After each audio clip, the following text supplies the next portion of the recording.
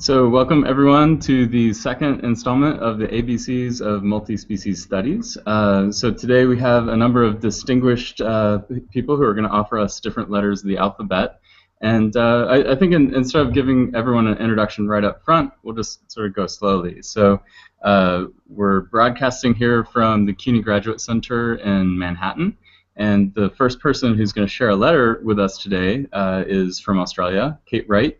And the letter is B for becoming. Take it away, Kate. Or whoops, now take it away, Kate.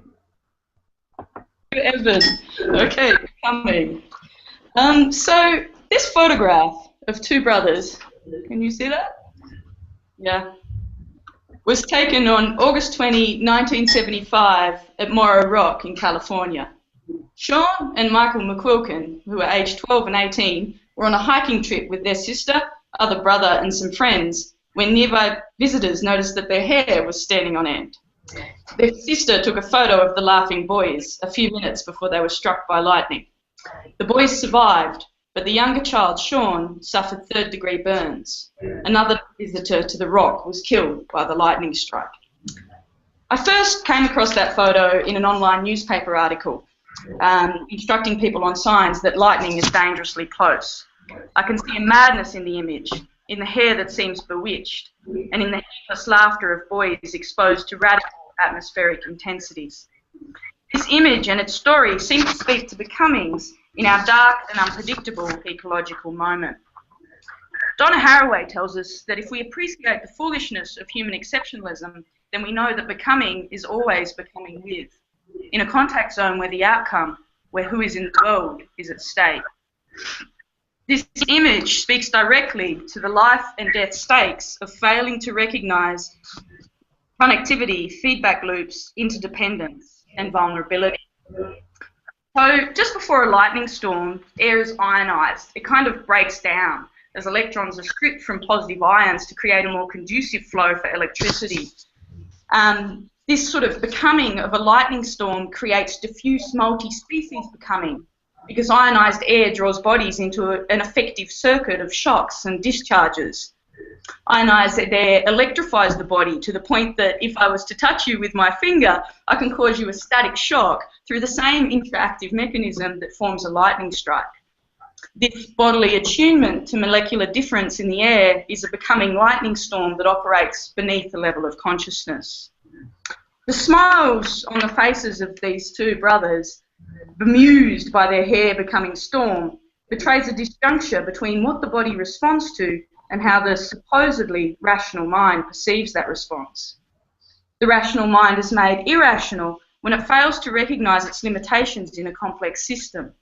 A system that, in the words of Frank Egler, may not just be more complex than we think, but more complex than we can think. The becoming storm of the hair in this image fractures the illusion that the mind is always the most responsive part of our being, and what enables us to be, in Haraway's terms, response-able. So Haraway wrote in that lovely phrase that the world is a knot in motion, and Gregory Bateson emphasised the importance of the pattern which connects. I look at rhizomatic lightning strikes and this mad hair that kind of mirrors it, and it occurs to me that as we reconsider the responsiveness of non-humans in our scholarship, we might be wise too to focus on our own embodied, non-cerebral ways of knowing. Our flesh is inscribed with a multi-species history of becoming, what Debbie Rose terms embodied knots of multi-species time. It makes sense then that the pattern which connects might be best articulated through the poetry of interspecies relations, reverberating through effective responses to environments. When I was a little kid, I knew when a thunderstorm was coming because there were always ants on our kitchen bench, and my dog, my pet Labrador, would become storm-like, madly tearing up our dirt driveway. A thunderstorm induces a becoming in multiple species simultaneously. Each body becomes an instrument in an orchestra of light, movement, and sound. So from that multi-species perspective, I think we can think about becoming as an ecology. And this is an epistemological framework that undermines solipsistic thinking because we learn about our position in a complex system not through some internal abstract reasoning or knowledge, but through the effective capacities of our own bodies in contact with the bodies of the more than human world.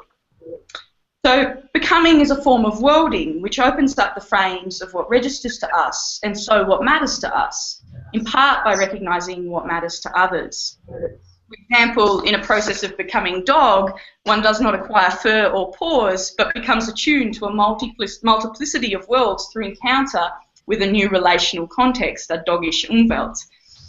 And there's lots of examples of interspecies play. I posted one on the Multispecies website where there's, you know, cross-species interactive becomings and that sort of introduction to new ways of, new kinds of embodiment and new ways of being in the world. So I think multi-species becoming leaves us open to the responsive capacity of all earthly life, and this has important implications for ethics. If our knowledge of Earth's complex ecological system relies on interspecies connectivities, issues like extinction, biodiversity and conservation become epistemic. If we lose a species, we might irrevocably damage a multi-species way of knowing through becoming, diminishing what Mick Smith has termed the species of possibilities that define our sense of the world.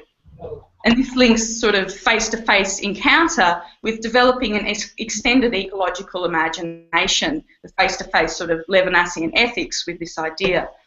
Becoming with non-humans and appreciating their capacity for meaning-making and worlding may enhance our ability to respond to the disturbing and amorphous becomings of the Anthropocene, more than but including human assemblages like superstorms, acidifying oceans, and antibiotic-resistant bacteria.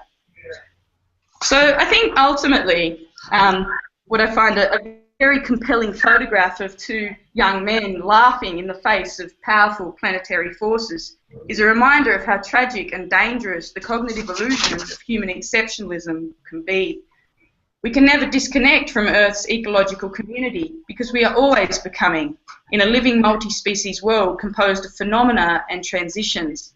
But we can terribly damage our ability to respond to that world. Failing to attend to ecological connectivities does not break them, but leaves them disfigured. These neglected connections hang in the air like exposed faulty wiring pulsing with every charge. Thanks. Thanks, Kate.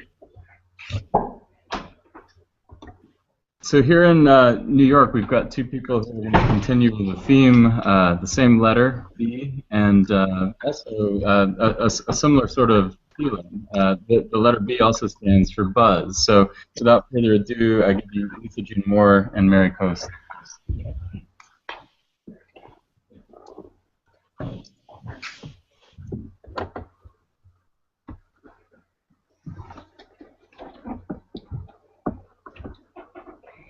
Hello, everybody. We're going to be, it's going to be a two-part conversation for us. So we're going to talk about B, that's for buzz. When you cultivate the art of listening, silence becomes delightfully noisy. Avant-garde composer John Cage's infamous and quietly disruptive composition 433 has taught us that ambient noise, the sound waves we tune out, can rearrange our relationship to the sonic world and our way of being in the present. For Cage, there's no such thing as silence. Something is always happening that makes a sound. In embodying silence, we become hosts for new frequencies. We become open to the art of buzz. A bee's buzz generates from the fanning movement of their two pairs of wings. When bees fly, their wings temporarily fasten and separate in microscopic fusion. It is not visible to the human eye, but it is audible. Catching the buzz, latching onto its frequency, is a comfort in a world of extreme sonic disruption. So it's significant that only when bees stopped buzzing as a result of colony collapse disorder that humans first began to recognize their disappearance. The multi-species salon is a space to tune into unusual and unheard frequencies, murmurs, static, humming, purring, whirring. It's a sensory lab that invites multi-species clamor and vibrations, layers of sound that bounce off and in and orbit around cacophonous species in a universe of reverb and echo. Humans interpret bee sounds as if they're auditory codes. In the words of a New York City beekeeper, there's a difference between the G sharp of a happy hive versus the A sharp of a pissed off hive. There's a palpable energy in the bee's buzz that, much like a bass line, permeates the body. The different meanings of the word buzz are relevant to understanding the exchanges and intersections between humans and insects. Buzz is not just applicable in this context as sound, but also as a physical sensation or an emotional state. Bees and other insects push boundaries of sociality, breach flesh, buzzing in our ears, forcing us little dances of human jerkiness. Bees are certainly feared by humans, and this plays into their affective associations. They're also loved and respected. Someone's coming in the door. Hi. Hi. Welcome. Part of the vibrational force, the hum, the contact high that one gets from bees is ecologically productive. Buzzing creates sonic ambiance. Theorist and dubstep performer Steve Goodman has explored the ontologies of vibrational force. As Goodman writes, and this is a quote from his work, affective tonalities such as fear, especially when ingrained and designed into architectures of security, can become the basis for a generalized ecology influencing everything from micro gestures to economics. As such, and unlike an emotional state, affective tonality possesses, abducts, and envelops of subjects rather than being possessed by one. Sound can get on your nerves and cause you to act certain ways. The buzz can drive you mad, make you move your body, put you in a fugue state, interrupt your ability to think, and yet buzz encompasses other sensory capacities. Bees stimulate our taste buds, trigger our sense of smell, and their touch, or their sting, can linger for many days. When a bee enters our line of vision, the affective buzz awakens a complex palette of emotional tones and timbres.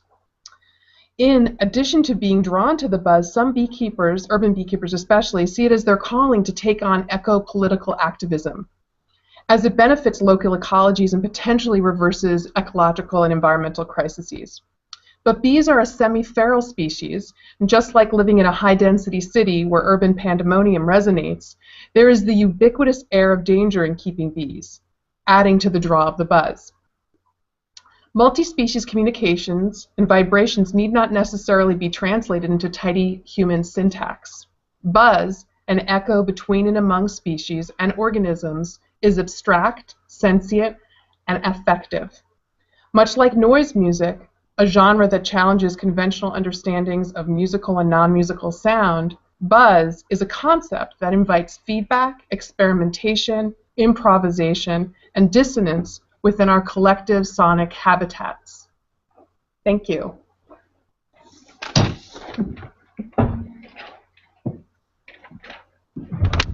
So now we're headed back to Australia for D, Double Death, with Deborah Bird-Rose.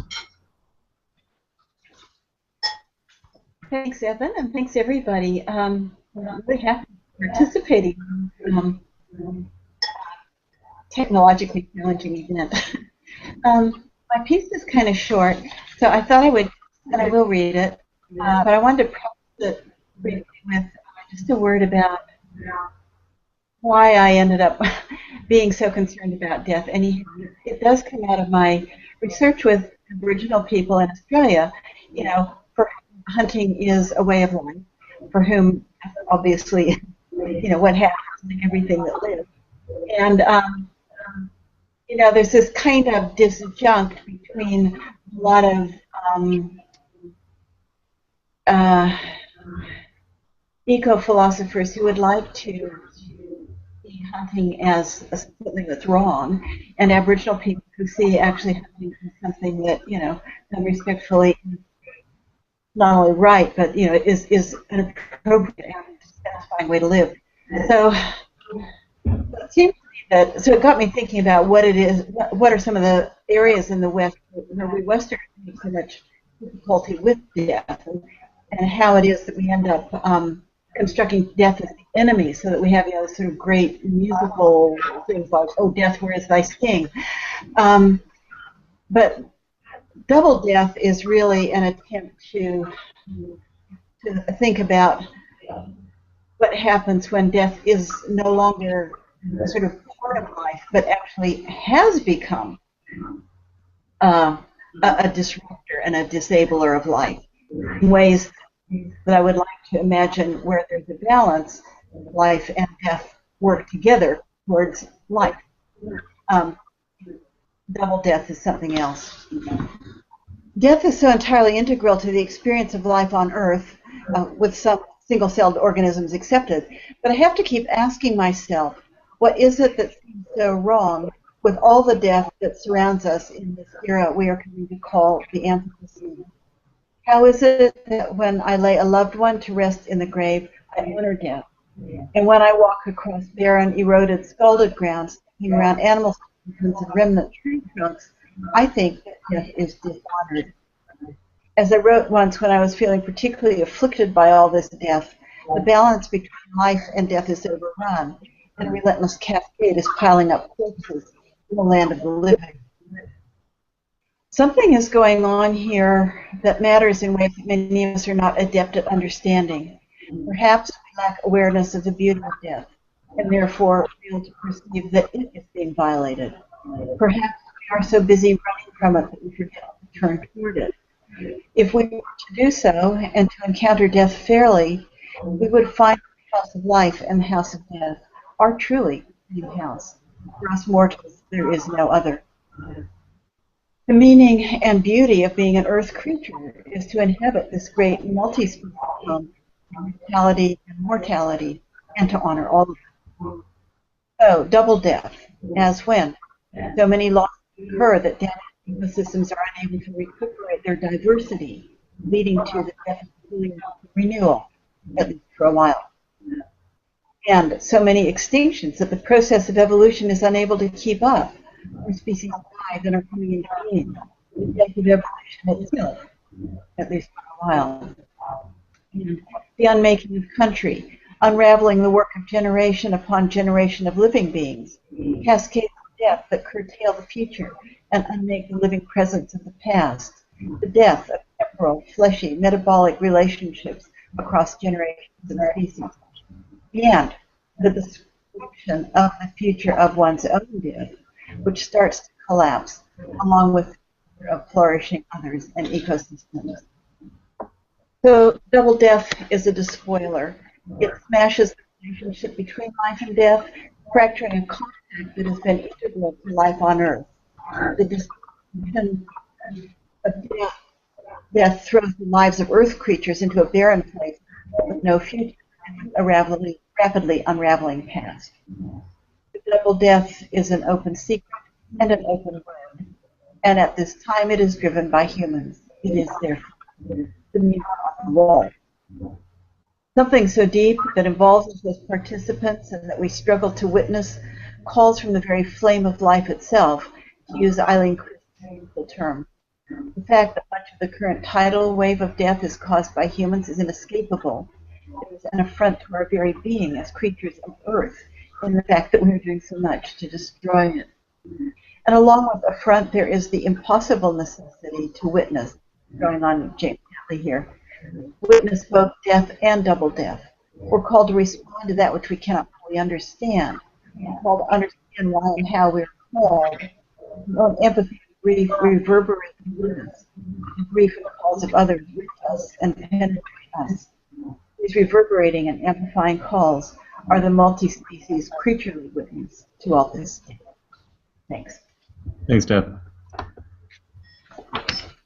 So in another part of Sydney, we have Jennifer Hamilton, known for hosting the Garden of Bad Flowers, writing about storms and Shakespeare, and today she's going to talk to us about labor, something that she has a very recent personal experience of. Yes, I'm not actually going to talk about giving birth, but I do have an 8-week-old baby. Thanks, Evan, for having me as part of this, and this is very new work, so I'm glad to be able to share it. So the question that I'm sort of working with is, what possible worlds emerge when we bring more than human labor into the political economy? My interest in the term labor was initially sparked by thinking about the human job market. Some of you might have read David Graeber's polemic in Strike magazine on the phenomenon of bullshit jobs. In this piece, he excoriates the ballooning administrative sectors, jobs in financial services, telemarketing, academic administration, human resources, among others. He argues that such a job market can only really exist within a very specific political and economic context, that of neoliberal finance capitalism. And indeed, he contends, quote, that if someone had designed a work regime perfectly suited to maintaining the power of finance capital, it's hard to see how they could have done a better job.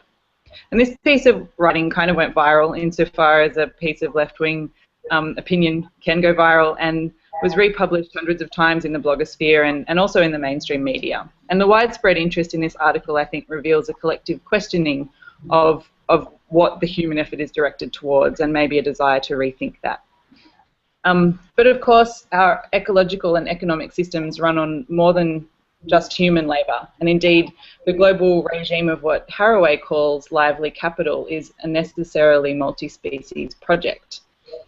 And in spite of the variety of workers required to keep such a system running, these labours are geared towards the generation of surplus value that the 1% can skim off the top.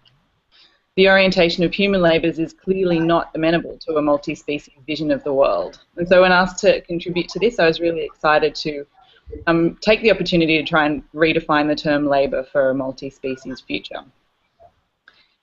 So where Haraway suspects in When Species Meet that, quote, plumbing the category of labour more than the category of rights could lead to more responsible relations with animals, my sense is that we can dive even deeper into the category of labour for an even broader purpose. Eugene Thacker offers some hope.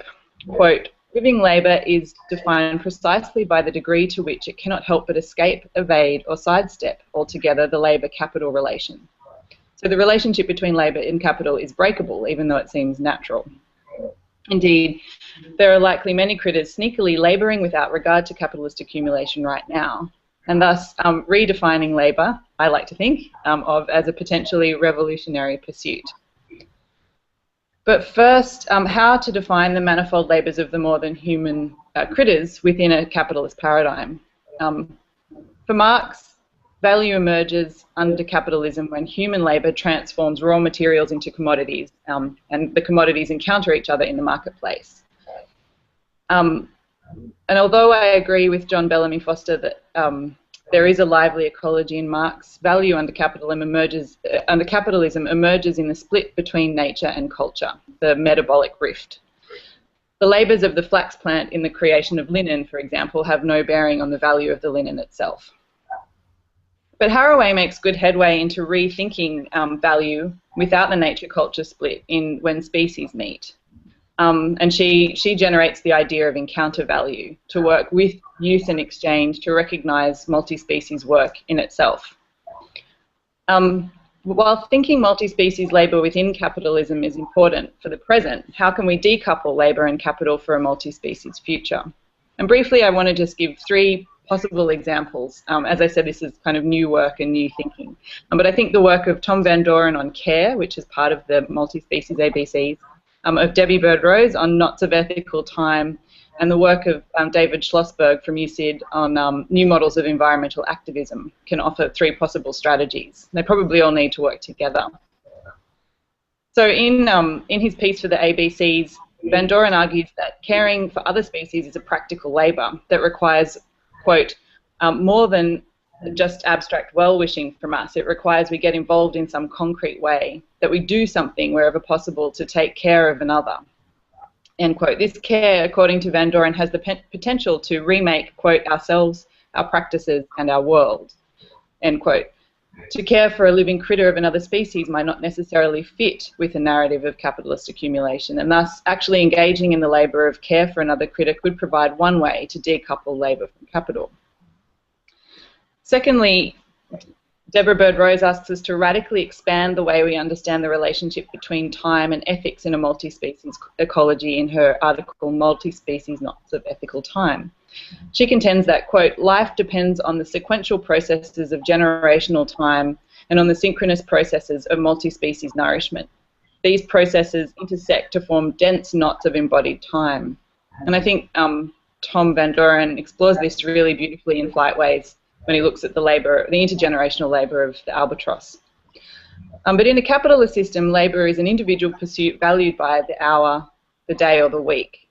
But the multi-species and collective work that goes into making the world both as it is and how we might like it to be requires both much smaller and much, much larger units of time.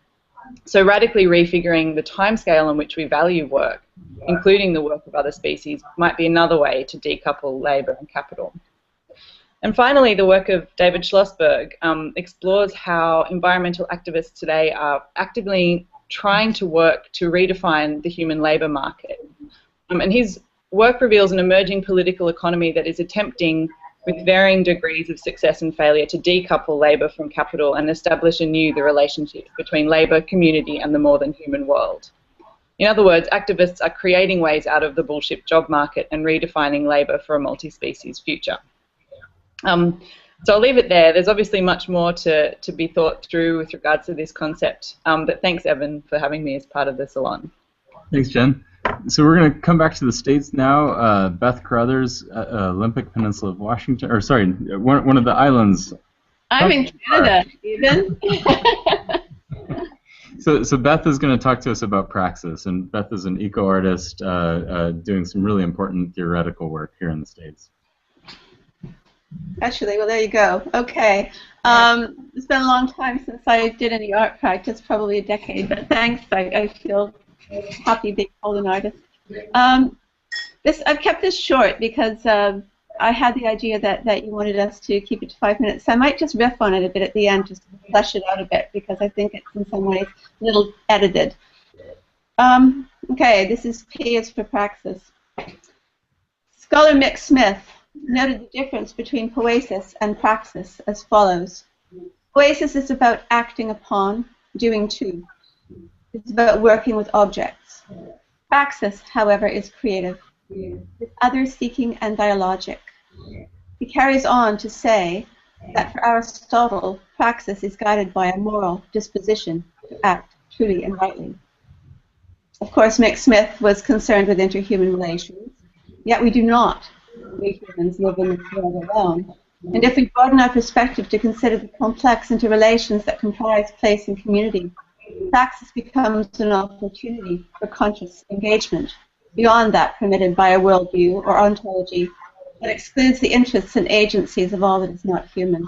In this view, poesis can be seen as acting on a world we perceive as external or even alien to the subject human, a world where all else, in Heidegger's terms, is understood as either a tool ready to hand or a standing reserve.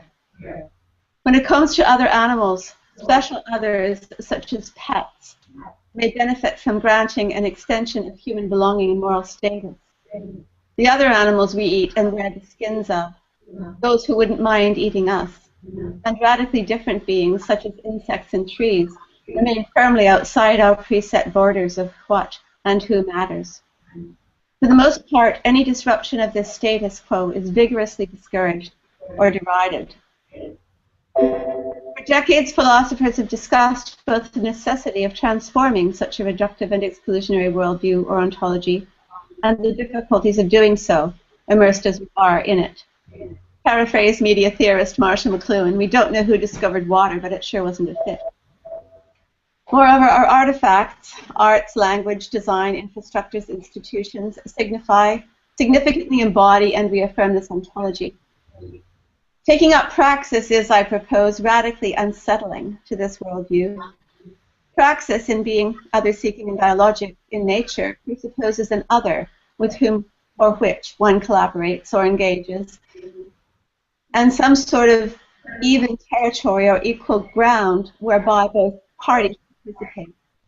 Moreover, praxis sets the terms of engagement. If praxis is also inherently ethical, insofar as being guided by a disposition to act truly and rightly, then we have, I believe, potential map through the desert of human exceptionalism and entitlement. Smith also describes praxis as acts which shape and change the world. Long ago, Marshall McLuhan claimed the role of art being to create the means of perception by creating counter-environments that open the door of perception to people otherwise numbed in a non-perceivable situation. A favorite quote, but a really difficult one to articulate. At the risk of being taken to task for proposing that art is both vital and useful, although not instrumental, I believe that artists can be, as Jeanette Nickerson claims, translators, navigating and negotiating relations among beings and agencies.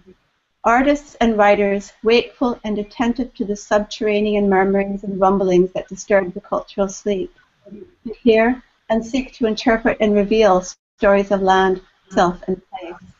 Praxis involves acts which shape and change the world. Praxis shifts the gaze from human self-regard to a wider field of relationship. Praxis acknowledges other agencies and the inherently collaborative aspects of working and being in the world. Now, that was sort of the brief bit.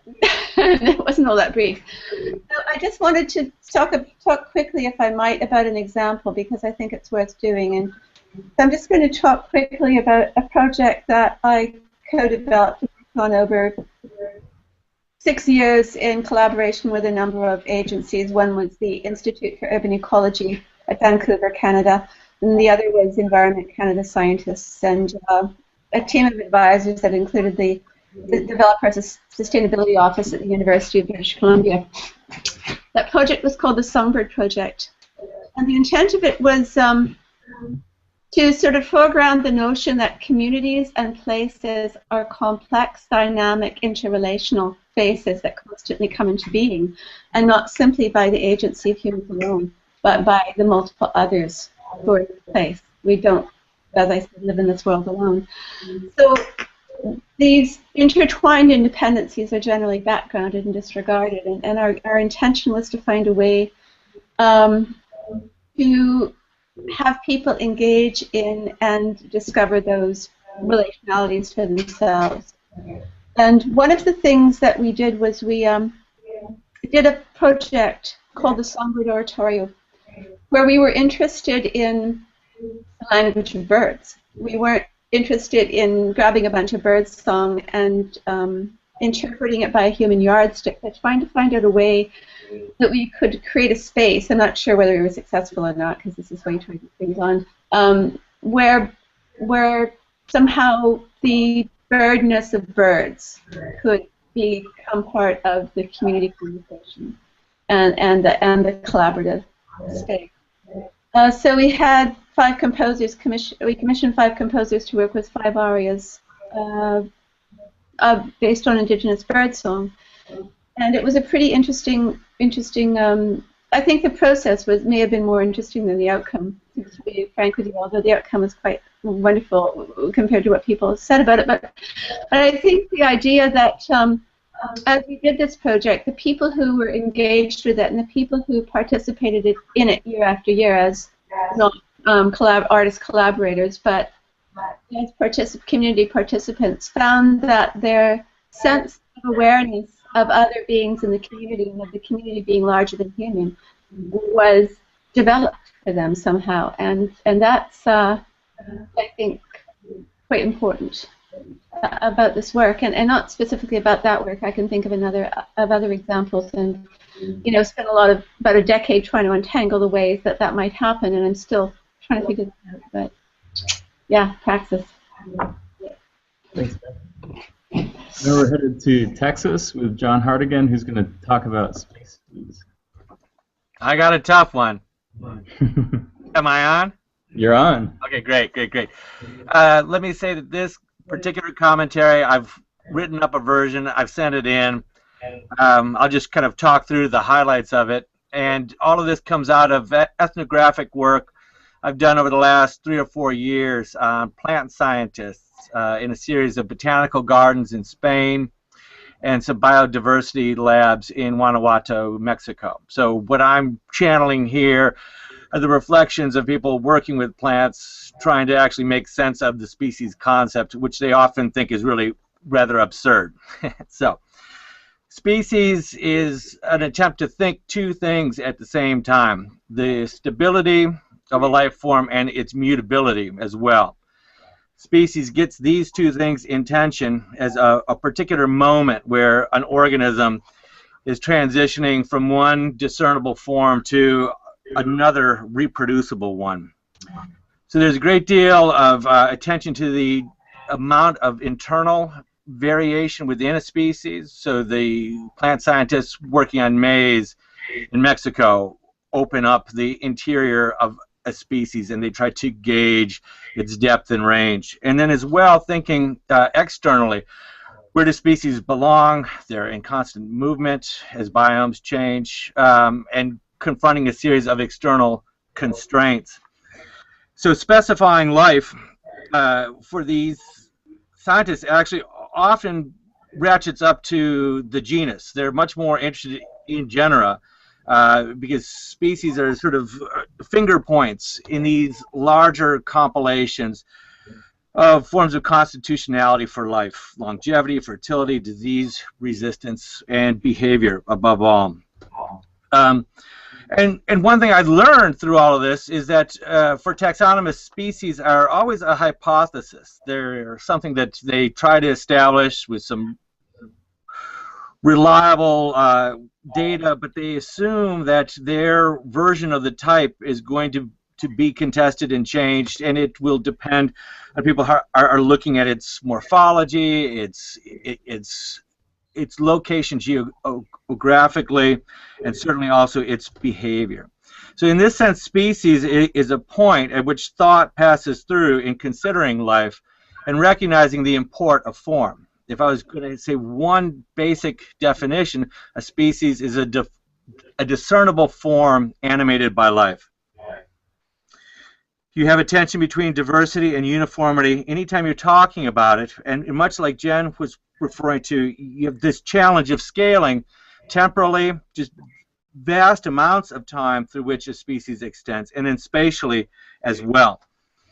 Real basic question with species: how many are there? And the taxonomic project, which we could date to Linnaeus, is about 250 years old. We don't know the answer to that question yet. As far as what's been cataloged, about 1.2 million species. There's probably 8.7 million eukaryotic unidentified species yet. About 2.2 million of those are marine. There's a real problem of selective bias as we try to know species. Scientifically, we're most interested in big carnivores that have intimate ranges to humans that we encounter, less interested in things like skunks or omnivorous and more isolated and a little bit more dangerous in some sense. But this is also an issue. Any species concept is going to reflect a certain knowledge project. You even have different kinds of taxonomists. You have botanists and bacteriologists and zoologists. Each of them have distinct scales for defining where a species begins and ends, contrasting criteria of resolution, refinement, and distinction in delineating species. There's some 26 current definitions or conceptualizations of species, but basically there's two fundamental orientations. The biological: is this an interbreeding life form? Can it sexually reproduce? Fertile offspring. And then a phylogenetic one, which is thinking evolutionarily of a genetic lineage. In both of these, it's a question of resemblance. How is it maintained and how is it finally dissolved, whether it's sexual or genetic. But both of these ignore the fuzziness at the boundaries of species, either the kinds of odd sex at the fringes or the surprising flow of genes as they come unbound from evolutionary lineages and travel outside of the form. If we think about the taxonomic project broadly, then you can see it parsing from the trying to fit into the hypotheses. Two broad strands now. Biodiversity is one, and biogeography, I think, is the other. And the contrast of biodiversity, as we get from E.O.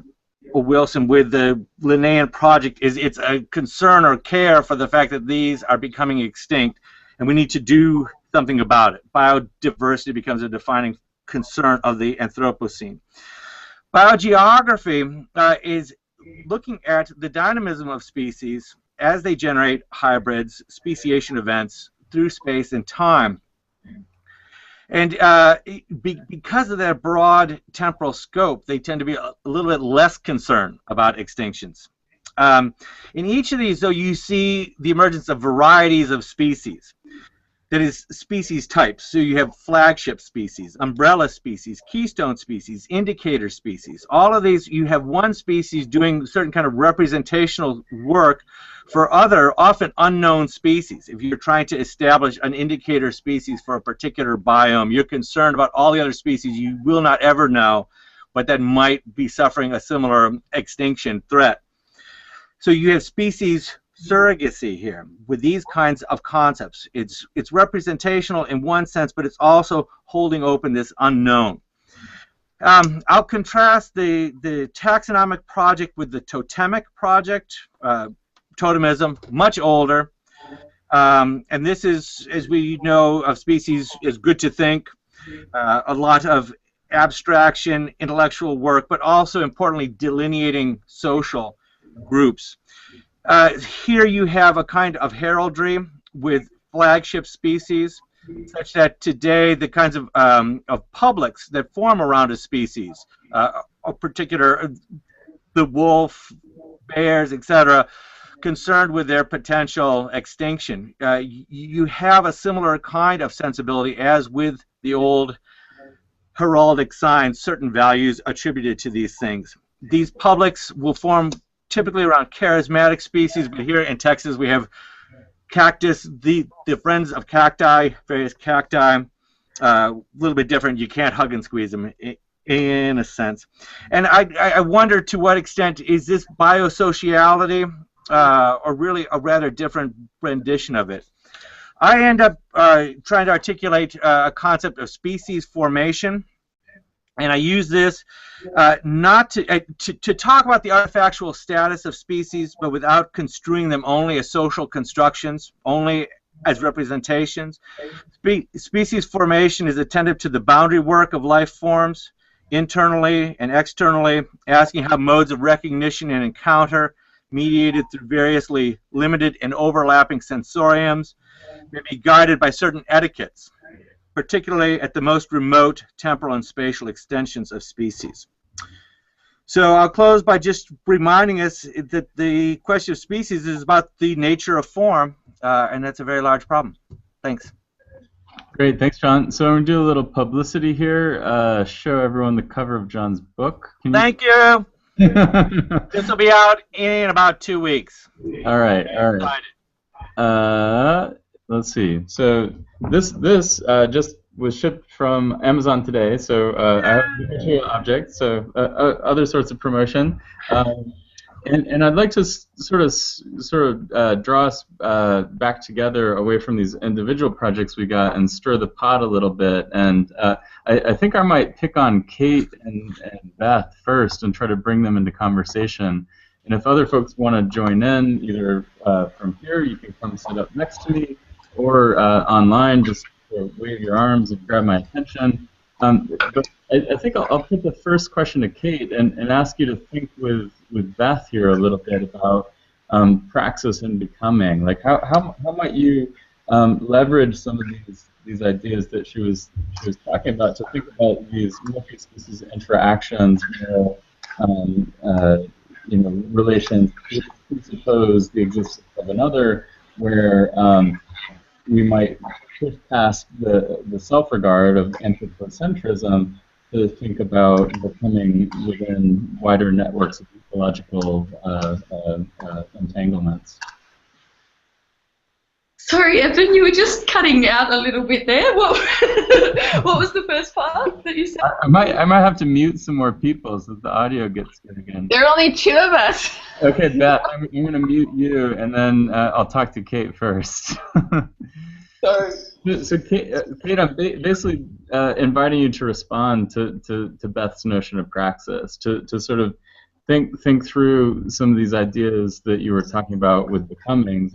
So there was the buzz element of becomings, and I'd like to bring the buzz paper and the becoming paper into conversation in a little bit, but just sticking with beings that might demand an ethical regard and the sort of becomings that involve a wider set of ecological relations. How might you bring praxis together with becomings? I'm putting you on the spot, and if you don't feel like you got a good answer, I can pick on someone else. No, that's okay. I'm thinking here of that extended ecology idea that I think Nick Smith has written a lot about, where this process of becoming through encounter leads you into an extended ecological imagination, which draws, wider networks together. I'm also very taken with Tom van Duren's idea of care, and I guess in terms of, an ethical praxis within thinking through becoming in a scholarly kind of way. I think that's a nice way to do that. I'm not sure if that answers your question, but yeah. Let's see, I'll click on Beth and see if we can hear her. Yeah.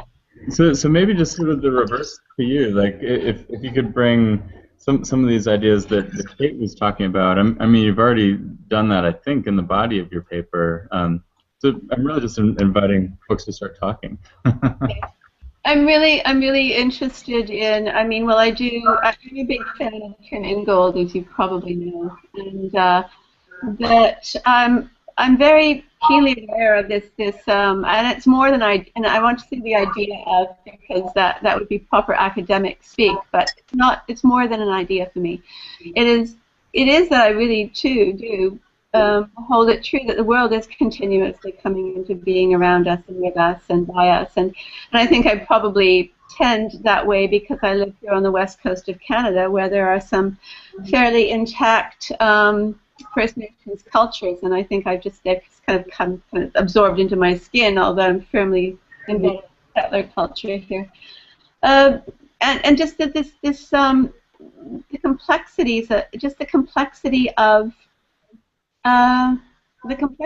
of becoming and the uncertainties of it, the resiliences and the uncertainties are things that interest me, and what I really loved was this idea that when you were speaking, Kate, I was reminded of something, and I was also reminded of it later on, which was an experience that I had, which is just these moments where everything is different than what you thought it would be, and everything sort of changes. Your case was really dramatic. I mean, being struck by lightning is quite dramatic, and the level of not knowing. Mind you, I've also seen a small critter picked up by an eagle on the beach right in front of me, and it had no idea what was coming either. So I guess for all kinds of critters, that kind of thing can happen to us, right?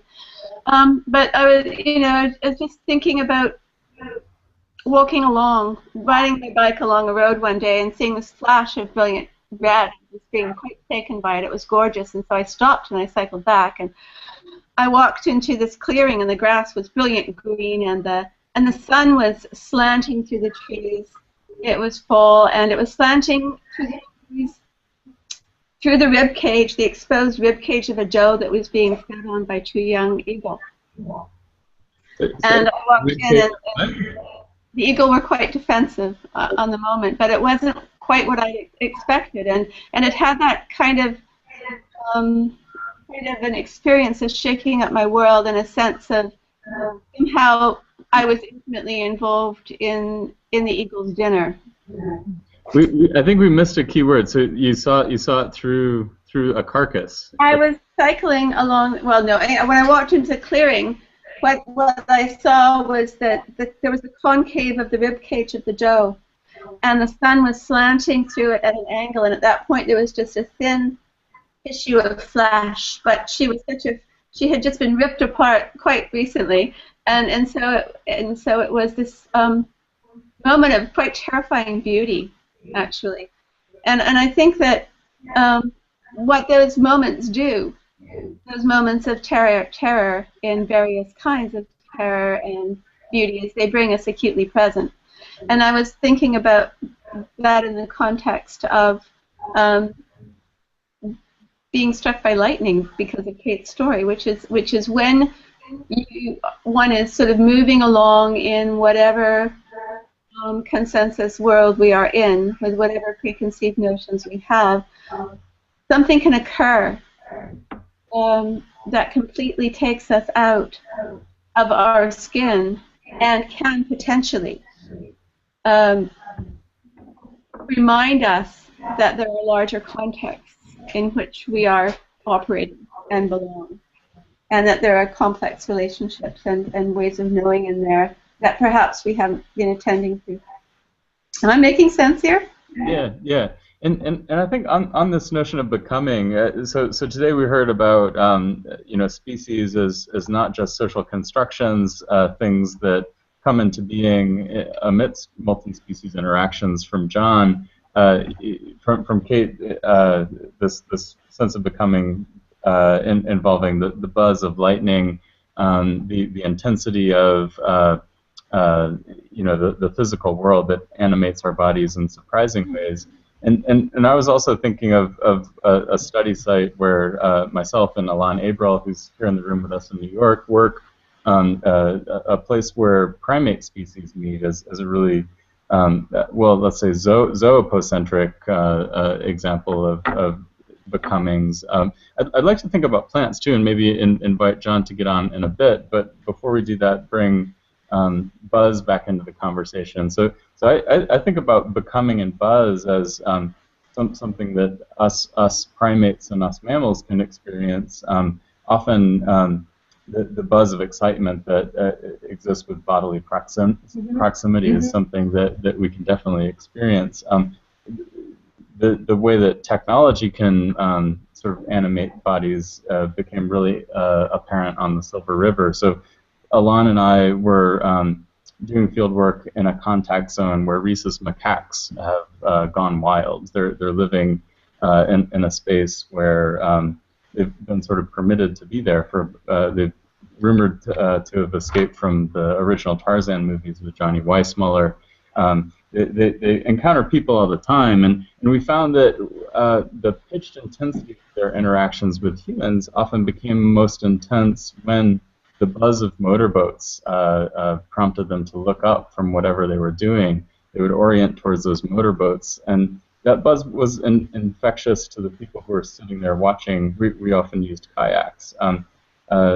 But I think there's something about that bodily experience of buzz that Kate was pointing out with her anecdote about lightning, that you've talked about with bees. And I was just wondering if you might say a little bit more about the intense feelings that one experiences as you get close to a hive. Sure. Lisa Jean. So I'm Mary, and this is Lisa Jean, and we completed a 3-year ethnography in New York City where we interviewed beekeepers and their bees, more bees than beekeepers. And so in the process of conducting research, I realized that I was doing multi-species ethnography, and I didn't really know it.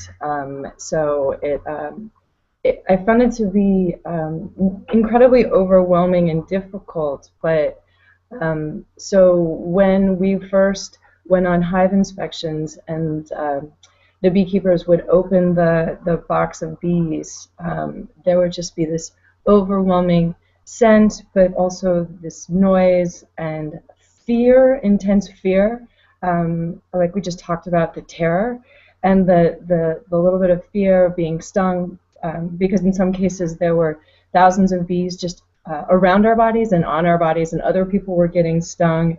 And so just it was this embodied multi-species ethnographic moment that totally threw me off. And then so over time we just have to sort of negotiate that and that bodily being in the moment, and sort of have to mine that and figure out how it played a part in attempting to tell this complex story of local ecologies in New York and our bodies and the bees' bodies and bouncing off of each other. And so this was all new to us.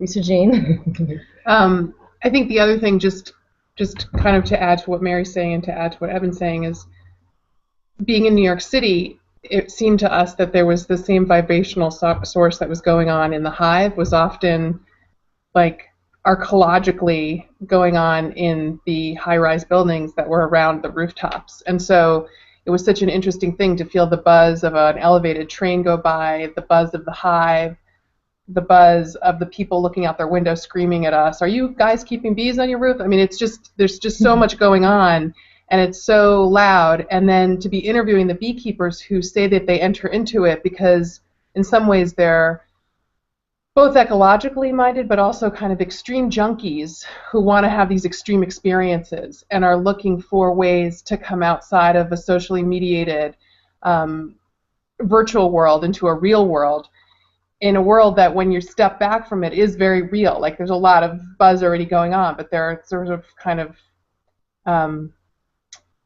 more engaging in a more enriched and deliberate way. So for us, the idea of buzz had many different variances.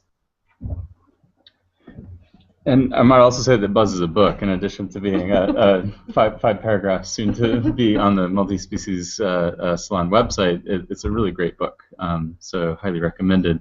I was wondering if we could turn away from animals, because what we've just been trying to describe is I think something particular to the embodied experience that we might have as mammals, as we might have as primates. And John, I was wondering if you could sort of talk about maybe praxis and becomings in your work as you're thinking about how plants become species, how they become particular forms. Plants are in a constant process of becoming. They have multiple genomes. The angiosperms, they've been collecting chromosome pairs for millennia. The interiors of these things are fantastic. They're characterized by polyploidy, which means more than one paired set. And you can trace it back, say, with maize, some 60 million years ago. The driver there is pollen, which can be pretty profligate and unconcerned about where it lands. And because of that very loose reproductive media, you see plants kind of constantly mixing and matching genetic material through this reproductive process. So when the taxonomists I'm talking to say, oh, species, it's kind of beside the point. It's because they're taking a view that they're with deep time, always in motion. Any particular life form is a station between speciation events. And that's largely why they tend to fixate, particularly in the botanical gardens, on the genus or the genera. And then a species is one example of the constitutional forms of that life as it plays out in geographically disparate areas. What I get from biogeography is because it's genetic based, they really can get into deep time in a way that taxonomists can't when they're just looking at the behavior of a plant or a population in a certain field. And that's where the dynamism of species as these continually transforming forms becomes very vivid. I might also talk about one particular multi-species assemblage I know a lot about. So the genus Ficus is one of the most diverse in terms of forms. It's the fig trees. It's also the banyans, the strangler figs. A lot of the becomings in this species are a result of all sorts of multi-species entanglements that have layer upon layer of complexity.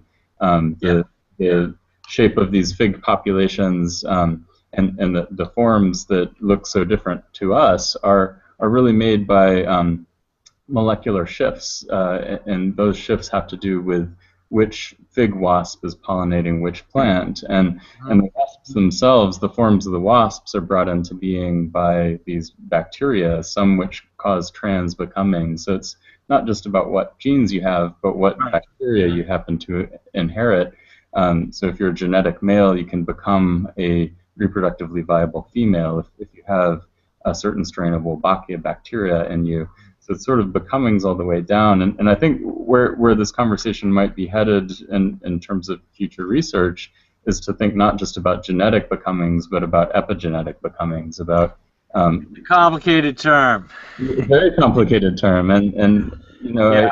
I think it's getting widely misused in pop culture. Yes, you know, and I was just on a panel that Liz Roberts organized at the 4S meeting in Buenos Aires on epigenetics, and I had to point out that most of what we know about it is from non-humans, and our effort now to talk about it as a better way of thinking through something like the cumulative impacts of racism biologically actually have a lot of really fraught aspects to it, but it also risks displacing this really prior and much more substantial knowledge base coming from non-humans, maize in particular.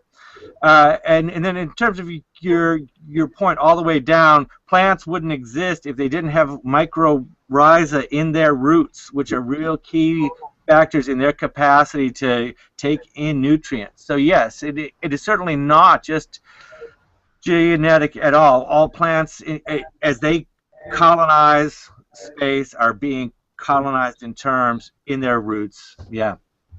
And I think it's interesting. I see a similar zeitgeist moving in the worlds of biology as to the one that sort of we're trying to put our finger on here in the humanities. And I think a lot of the basic biological research is about documenting and describing these. You're seeing the social turn in biology where they're beginning to think beyond the individual as the key unit of evolution, and you know that's what emergent means in biology. Anything above the level of the individual. This is where you get into sociality, symbiotic relationships, and you know the capacity to talk about sociality in plants is just mind-blowing, I think. Mm-hmm. Deb, Jen, Kate, anyone else want to chime in? We've been talking for an hour. You might be brimming with questions. You might be ready to move on to your day. It's early there in Sydney. Deb is waving. So Deb, we had a hard time hearing you last time, but let's see if we can get it to sound good this time. Well, I just had a little comment that I wanted to throw in. Are you hearing me? Yep.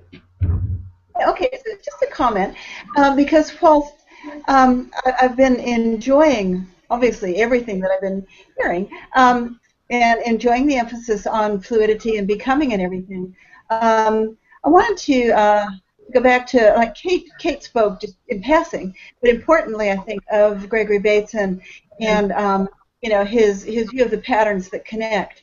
And I would not want us to lose. I mean, I thought that the way John started with looking at sort of the tension between stability and fluidity was really important. And then I felt that the conversation perhaps was having a tendency to go so far in the direction of fluidity that we start to miss the actual stability. And I would want to see stability also as an achievement, also as a multi-species achievement. And in fact, you know, the very fact that we can apprehend the world as we do is dependent on the fact that there's a pattern stability there as well as change and becoming. So, and I think John's word tension is maybe one way to look at it, but it's a very productive tension.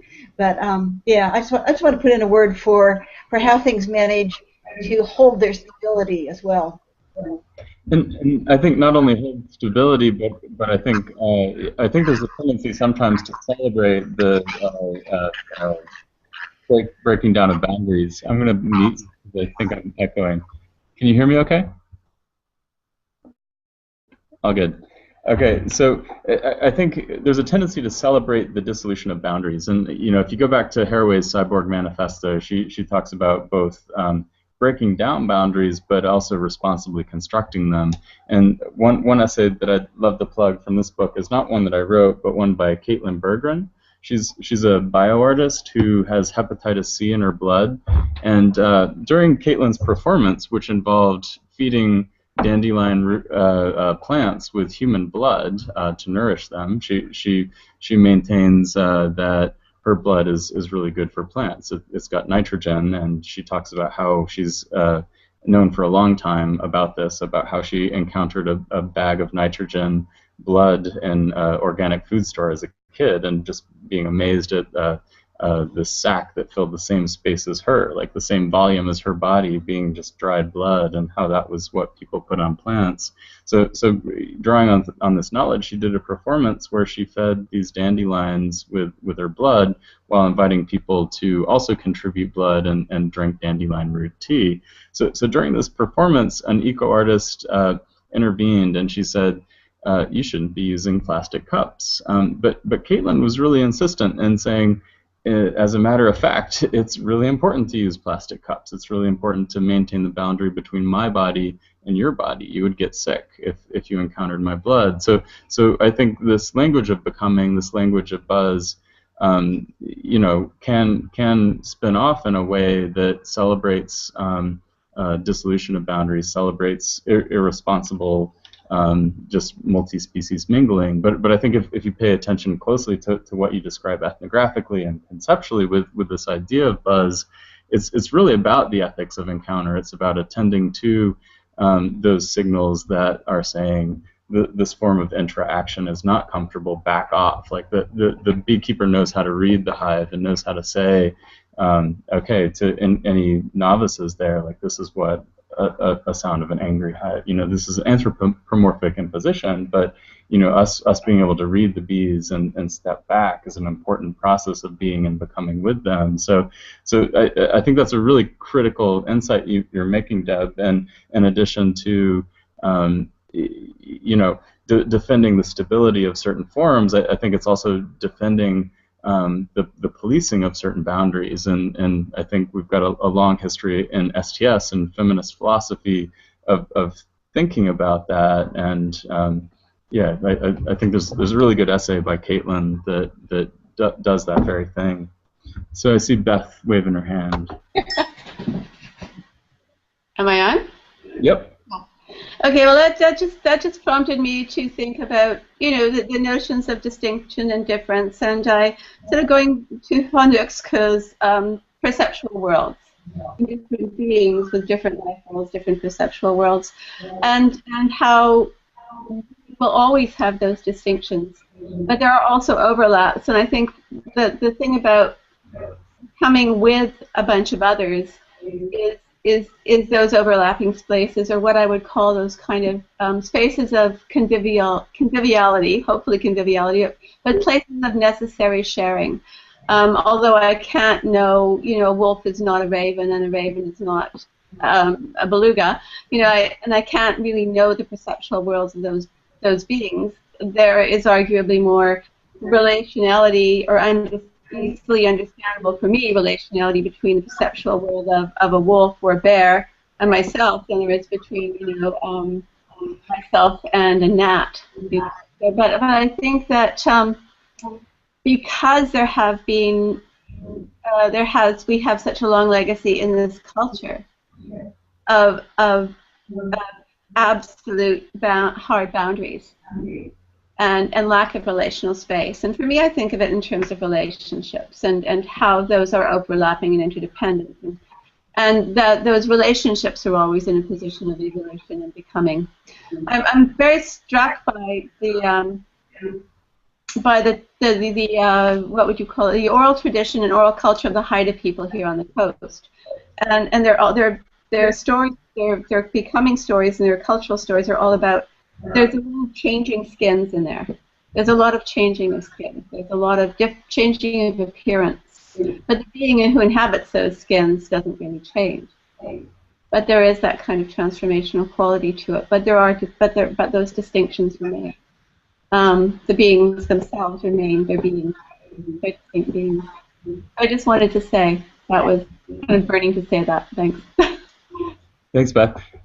And I think that phrase you just mentioned, the space of necessary sharing, is really interesting and important. There was a discussion after Carrie Wolf's talk 2 weeks ago at the SLSA in Houston about this phrase from Derrida, the world is gone, and he was also invoking von Uxküll, thinking about that phenomenological gap that separates us and other species. And I've been thinking about that gap as a space where, yeah, there's often a disjuncture in interests, and organisms that inhabit different umwelts, which von Uxkol describes as sort of like two tweezers holding the world, where one arm of the tweezer is perception and the other is action. So the world is formed by that bubble of perception and action. So I think we're often grasping at other species, and there's often gaps in our gaze and disjunctures in our interests. We're not seeing eye to eye, literally or figuratively. But I think that phrase you just said, the space of necessary sharing, really sort of nails it on the head as to why the world is not gone, why there is a world that is shared, even if that sharing is partial, even if we can't always hold on to those that we tentatively grasp. Jen, you're looking pensive. Do you want to say anything? Oh, I've got lots of thought. I'm thinking specifically about art. I was captivated by the analogy between the buzz of the bee and the noise artist, and how the kind of I suppose abstract sound can take us into worlds of others, but also then how an artist is valued, because I'm thinking about labor and value, and where an artist sits within the economy, like where artists are able to give us access to these other worlds, but does the art actually create a new world, or does it just kind of gesture towards one and kind of ultimately still have to operate within a particular kind of economy? This is just, these are my thoughts that have emerged. But yeah, I did really like that that analogy. Oh, is it an analogy, or I suppose it's a real material encounter that you have with the buzz of the noise artist and the buzz of the bee that like brings those two different worlds together. Yeah. It's a really good question about the relationship between art and some of the concepts that we've been talking about today. So with the buzz and the art of buzz, we were just being creative, and there's analogy in there, and but in doing the research and being sort of present with bees and shutting down and being quiet and listening, it made me think of John Cage's work, and also sort of on the flip side of that, and noise music that just pushes our understanding of like what music is, and puts us in a sort of a different sonic space, and just the kind of just being forced to get outside of the way that we relate to the sonic environment. So that's where that came from. What you talked about in terms of art, and that was brought up in here, and I'm sure is brought up in the book, and these art projects with other species and what they're supposed to sort of be and do, and being framed within anthropology or philosophy or STS or feminist studies, that's a very different frame than I think other more formal bound art worlds, like the different art worlds here in New York, and how artists invite other species in. And I'm seeing recently that there's a show up right now, and I can't remember the name of it, but it uses ants in it. Do you know that show? No, I don't. Mike, do you know the name of the show? We just looked at it. Brad Trammell. News to me. And in the show, we were just talking about this, I think, yesterday morning, looking through, my partners were looking at his phone, and so Trammell has created maybe 5 environments for ants to tunnel in, and the tunneling is, the work that they do is somehow related to whether or not there's agencies are going to get funded or sort of mock funding. But as we were reading the text for the piece, they were asking questions. The artist was asking questions like, well, do the ants have pride in their labor? Are the ants that are working for this organization, do they feel good about it? And as we're reading it, we're just cracking up. And I said to my partner, Mike, did they even Google multispecies ethnography, there's such a huge gap. So there's an invitation for the ants to make this art, and people are talking about it in art circles, but there just seems like an enormous gap. Like they're just sort of used as this product that comes up. So art and the relationship to other species, and I think that's an important question. Yeah. Thank you. Oops, we lost you. So as you were talking, I actually was thinking, Jen, of Joseph Boy's piece with the coyote. It was here in New York, and this word collaboration to me invokes this legacy of German occupation in France, and the collaboration is something that's often not involving conditions where all the subjects and parties to that collaboration can escape or can choose about their conditions. And Isabel Stingers talks about reciprocal capture as being the key relationship to her cosmopolitical worlds, but I think often in multi-species worlds, these relationships of capture are not always entirely reciprocal.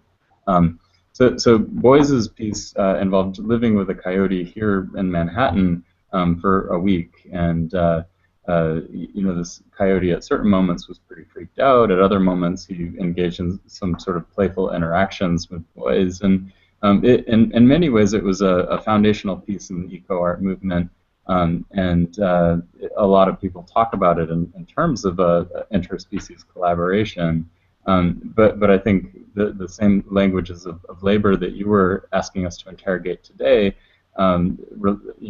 languages of exploitation, languages of entanglements, and thinking about the power and conditions of capture are all super essential to thinking about art that involves live animals or live plants or other things. And I think there's a great moment that Kathy High has in the book. There's a chapter in here called Life in the Age of Biotechnology, and if I can find it, I'll read it.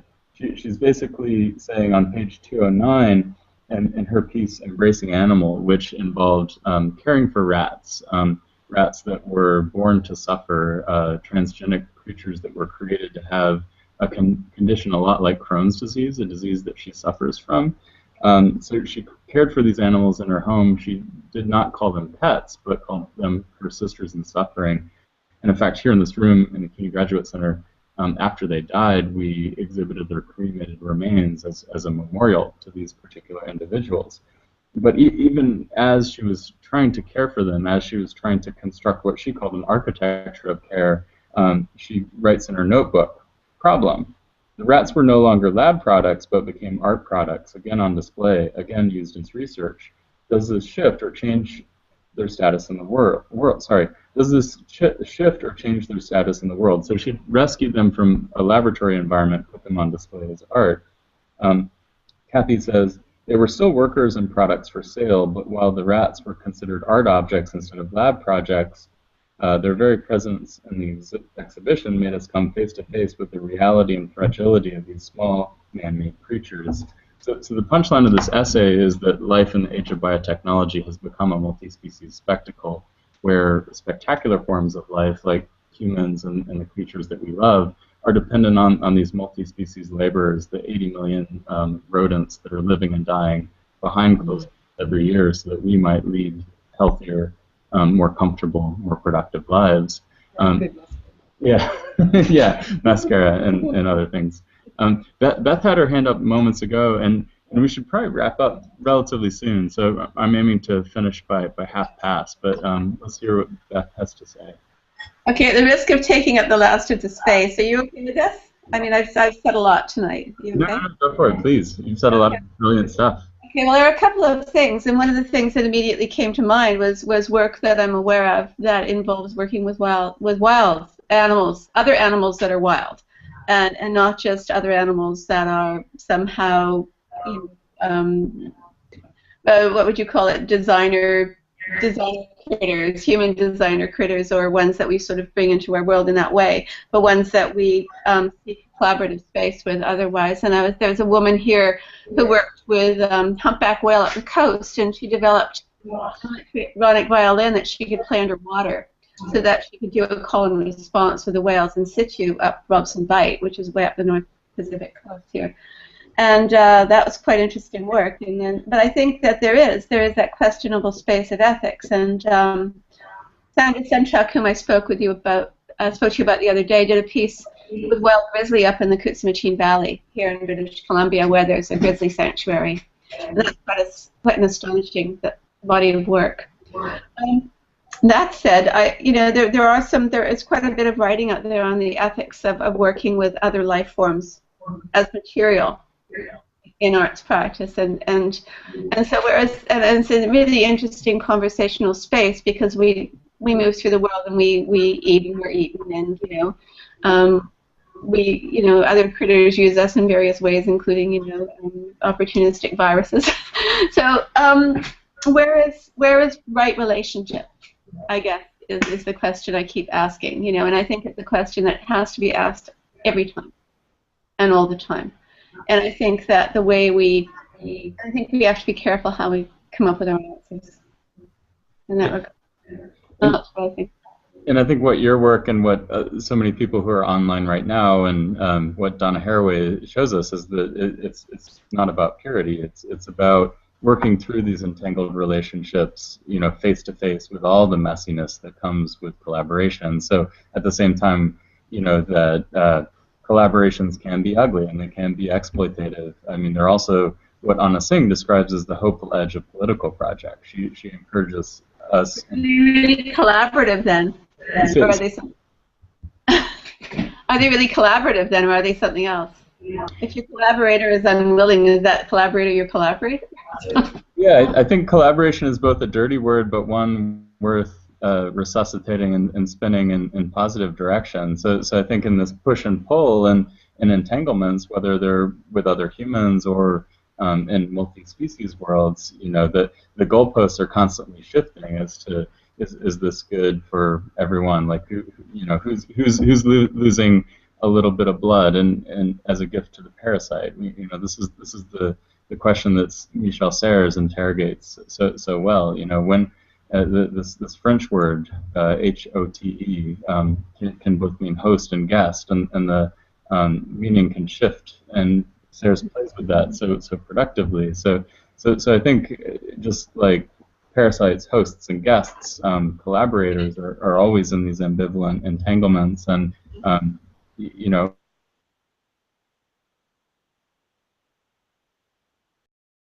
as 80 members that are a lot of people who have had cancer would make a very proactive argument for the necessity of those lives. And then we have that's a completely human-based, self-interested argument. Indeed. And so how would we make another kind is the other question. I see John's got his hand up, but before I call on John, I want to present Beatrice de Costa's amazing artwork that she made before she died, where she was being kept alive by the latest experimental cancer drugs, but went into labs and dwelled with the rats that were eviscerated, that were getting poked in the eyes, so that she might live. But I'll let John say something here. I'll just bring up the point that this conversation about collaboration and stuff is still very anthropocentric. There are numerous other species that engage in domestication. That is the transformation of other species, and we have to look at those forms, particularly the ants, the insects, etc., and ask those questions. It was kind of like a joke. Do they take pride in their work? Well, ants develop gardens that have all of the same kinds of features, uses of insecticides, etc., to cultivate certain trees. So when we're thinking about care, there are so many other species that we have to be aligning these discussions with and get out of sort of this fixation of just what it means when we humans are thinking about these words. Domestication studies, I think, is the future, the frontier.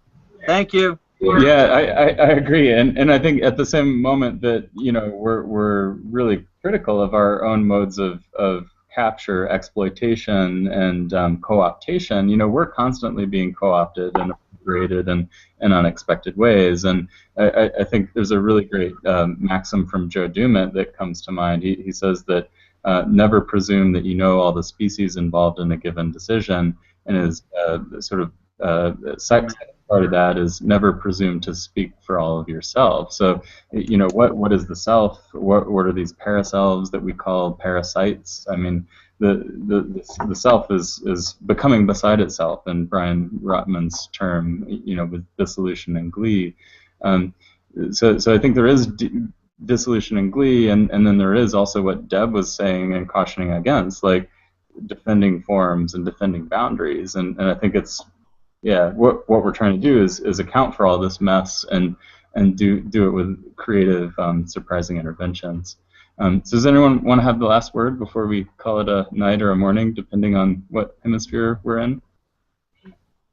Thank you all. All right, thanks everyone. I'll turn on the mic so everyone can shout all at the same time. Thank you. Thank you. Lots of fun. Bye.